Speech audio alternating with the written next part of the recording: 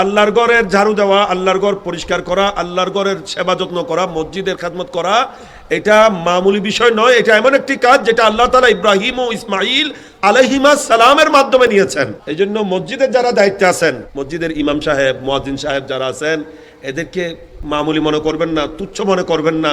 এরা চাকরি করতেছে ঠিক, কিন্তু আপনার চাকরি নয়, এরা আল্লাহর ঘরের ডিউটি করতেছে। যে খেদমত করতেছে কার ঘরের? যেহেতু আল্লাহর ঘরের খেদমত করতেছে, মসজিদগুলা কার? ইন্নাল মাসাজিদা লিল্লাহ, কোরআনে পাকে আল্লাহ বলছেন মসজিদগুলা আল্লাহরই।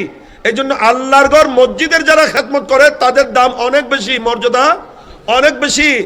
তাদেরকে যথাযথ হাদিয়া দিতে না পারলেও সম্মানটা কিন্তু যথাযথ করবেন, ঠিক কিনা? দরকার আছে না নাই? জি, হাদিয়া যতদূর সম্ভব বেশি দেবেন। কারণ বর্তমান আমি আলেম উলামাদের জন্য বলতেছি যে আমার হয়তো এটাও আমার নাজাতের উসিলা হতে পারে। কেউ কিছু বলছে সেই জন্য নয়, আবার কেউ উল্টো বুঝবেন না। এটা কিন্তু আমি মনে করি আমাদের মঙ্গলের জন্য কথাটা বলছি।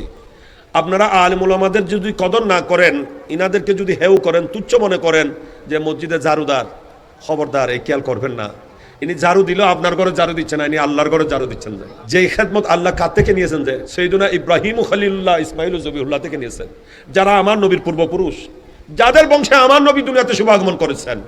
আমি দলিলটা কোরআন থেকে দিচ্ছি, হাদিস নয় যে আপনি জয়ীফ বলবেন, হাদিস নয় যে আপনি মওযু বলবেন। তা এটা ওই খেদমত যে খেদমত হযরত সৈয়দনা ইব্রাহিম আলাইহিস সালাম আবুল আম্বিয়া ইনি করেছেন, যে খেদমত ইসমাইল আলাইহিস সালাম করেছেন, সেই খেদমত বর্তমান হাফেজে কোরআন আলেমে দ্বীন এনারা মসজিদের খেদমত করছেন বলেই মসজিদগুলো আবাদ আছে। যে ঠিক কিনা? মসজিদ পাক পবিত্র আছে, পরিষ্কার আছে, ঠিকভাবে আজান হচ্ছে, জামাত হচ্ছে, যে আলেম উলামা খেদমত করতেছে বলে, ঠিক কিনা? না করলে কি হইতো? থাকতো না। এই জন্য আমরা তো ঠিকভাবে 5 ওয়াক্ত নামাজে হাজিরও হতে পারি না, 5 ওয়াক্ত জামাতে হাজির হতে পারি না। এনারা 5 ওয়াক্ত আজানও ঠিকভাবে দিচ্ছেন, জামাতও ঠিকভাবে কায়েম করছেন। এটা আলেম উলামাদের অবদান কিনা? তাই এনাদের খেদমত করার দরকার আছে না নাই? এনাদেরকে সম্মান দেওয়ার দরকার আছে না নাই?